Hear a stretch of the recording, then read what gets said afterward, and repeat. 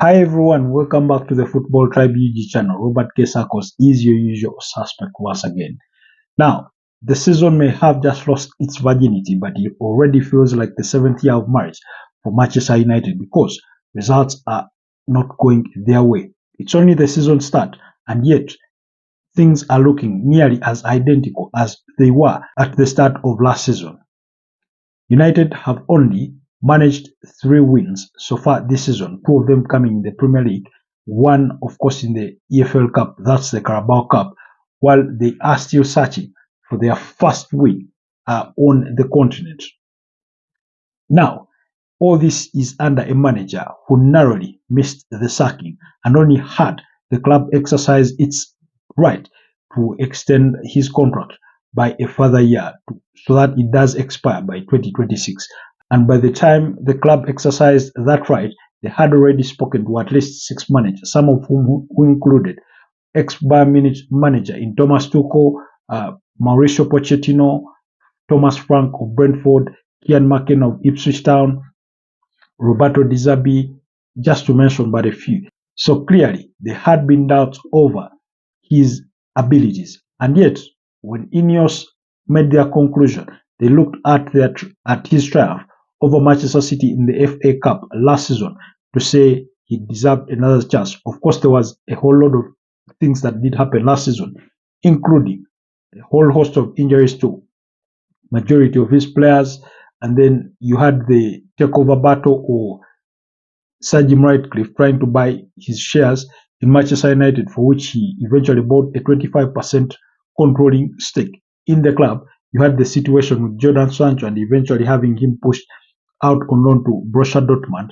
But all those are now behind us, and the expectation was that Erik ten Hag should be back in the market, which the club went on to did. And by the assessment of their own former players, many of whom are legends of the club, they do conclude that Manchester United did fare well in the transfer market, having signed Matas de Ligt, Leny Yoro, and Mazraoui, Manuel Ugarte, Joshua Zirkzee, all these players who have been brought in to beef up the squad, while we also saw exits for some of the players who were deemed excess supply, like Aaron Wan-Bissaka and then Scott McTominay, who joined Napoli, Aaron Wan-Bissaka joining West Ham, while Jadon Sancho was let go of to join Chelsea on loan with an option there to buy.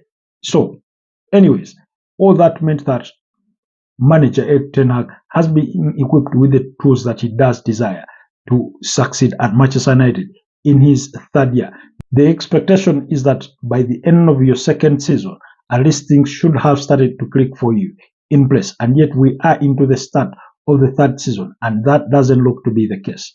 In the Premier League, they sit 11th on the table with just 7 points after 5 Premier League games, having lost 2, drawn 1, and won 2. They opened up the season with a narrow win against Fulham, and then, of course, they did lose to Brighton and Hove Albion by 2-1, went on to lose to Liverpool by 3-0, and then managed to beat up against Southampton by 3-0 before sharing the spoils with Crystal Palace in a goalless draw, a game that I personally had hoped and even expected them to go ahead and win.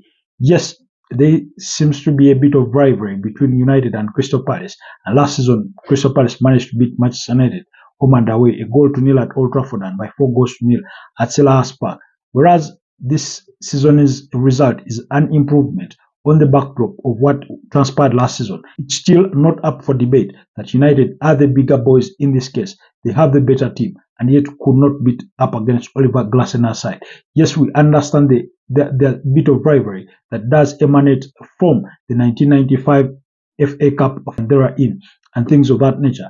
But one would think that Manchester United would have grinded out that fixture, just perhaps maybe like the way Chelsea had to do it against Bournemouth when things were not going their way. Anyway, that did not happen. And then they went on to, of course, for their fixture in the Carabao Cup where they hammered Barnsley by 7-0.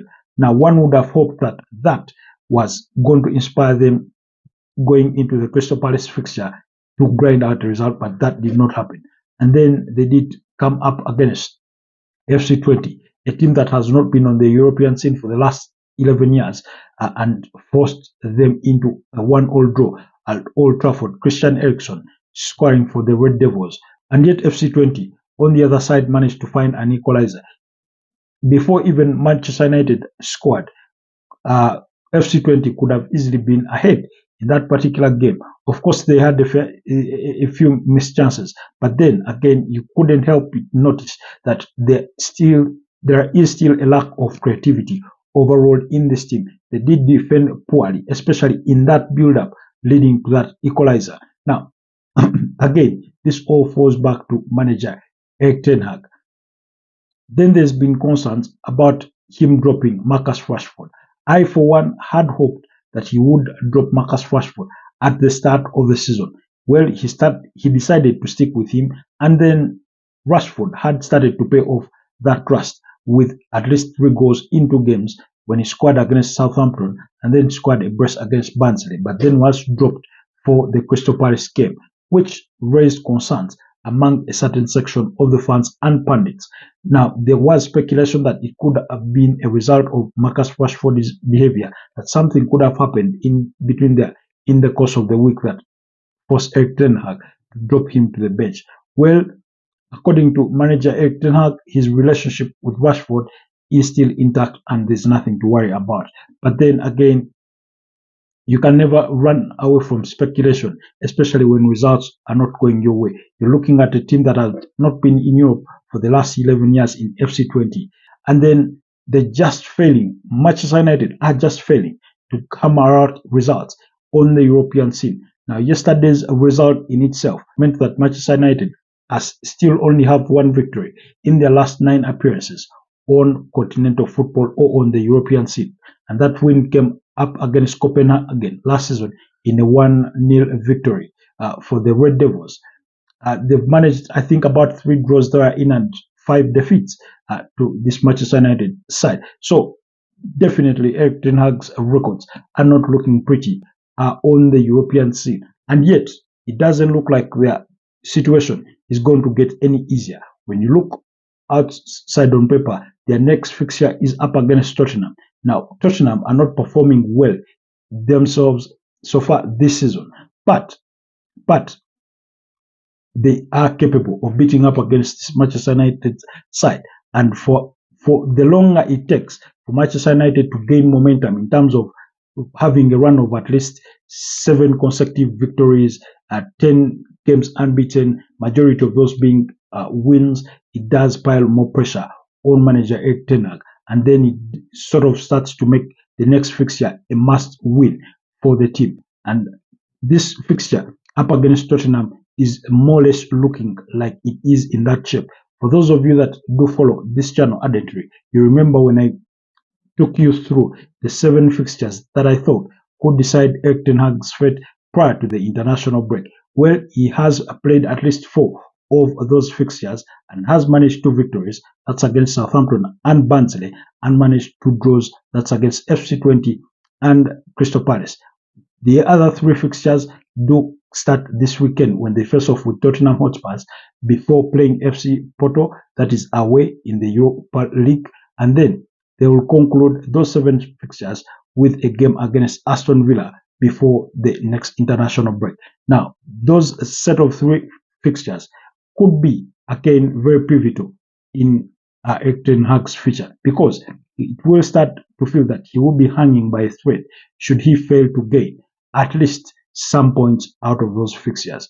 Now, of course, the hope would have been that the tie again at home against FC20 would have been the easier one. Never mind that Porto themselves were last night beaten, I think, by 3 goals to 1 in the same competition. But you're going to be playing FC Porto away from home. That means the fixture is even harder. You'll be playing and then you return home to play against an Aston Villa side. Now, that won't be an easy match in itself. And yet you have to play Tottenham. So, just imagine if Manchester United cannot beat up against Tottenham or Aston Villa and they're going to lose both games, worst case scenario, and then cannot win up against FC Porto. Clearly, the pressure on the Dutch manager will only increase, and it will spur speculation that he could be destined for the sacking before the end of the season, or before we even go halfway into the season. So we are waiting to see what changes he does make. I will wait to see how they fare up on the weekend, especially when they are facing a team that does like to play possession-based football. They want to be expansive. They want to play very high defensive line, which makes them very vulnerable to counterattacks, and that means perhaps Manchester United can exploit on those. We very well know that Tottenham are not very good at defending set pieces. Can United go ahead and leverage on that? Again, we'll wait to see. And yet, on the other side, Ange Postecoglou himself is trying to convince Tottenham fans and his minders that he is the real deal, that he is capable of winning a trophy in his second season with Tottenham. So, clearly, it's going to be a difficult game, but I hope we'll get time to review that to its full extent tomorrow as we head into the weekend fixtures. Otherwise, do let me know what your thoughts are on this Manchester United side.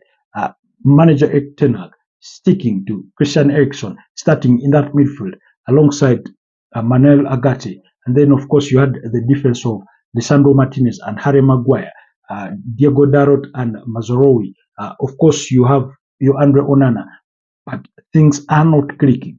Things are not clicking. I keep getting this feeling that Bruno Fernandes, as a captain, is still falling short of inspiration in terms of inspiring this Manchester United team to deliver on results, in terms of his leadership, in terms of being exemplary on the pitch in the way he plays himself sometimes, and then sometimes he lacks that penetrative pass. Every once in a while he's going to give you that pass, very decent long ball, very decent shot through in, and yet he doesn't give that to you consistently. So oftentimes I personally feel that he falls below the standards. Now, of course, the numbers in terms of statistics overall, ever since he came to this Manchester United side, may suggest otherwise. But so far this season, when you look at him and assess him as Manchester United fans, what are your views? What are your opinions about him? Do you think he is doing enough to inspire this Manchester United side? It is not to say that he is the problem or he is entirely to blame for everything that is gone wrong, but we can all draw on a few examples of a few players that have tried to inspire their teams when things were not really happening for them. In recent times, we've seen Bukayo Saka do that at Arsenal.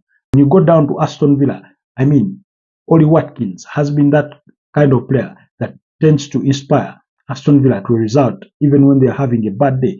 Last season, we saw him score 26 goals without a single penalty in there. So United need that sort of player that inspires the rest of the squad, that when things are not going their way, he's going to pull out a rabbit in his pocket and deliver a good result that helps his team, to inspire them to go on a run of a few games to be won.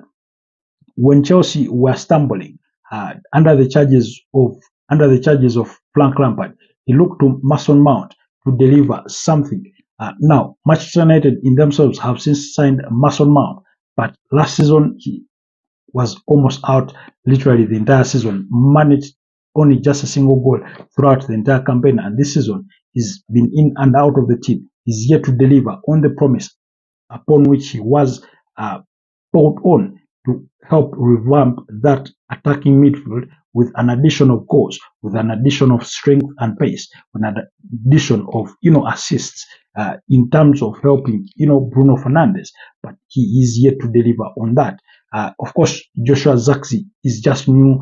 Rasmus Højlund is just returning from injury. You can hardly blame him there. But it looks like United are still trying to find that pivotal player that can inspire them to go onto a run of victories, at least a 10-game run where they're just hammering results out. Of course, not games may be perfect, but in some cases they may have to win the ugly way, but at least they will be winning. So anyways, do let me know your thoughts, but as you do that down in the comment section, do not also forget to click on that subscribe button so that we can continue to grow. Otherwise, thank you, and I'll see you next time. Stay blessed.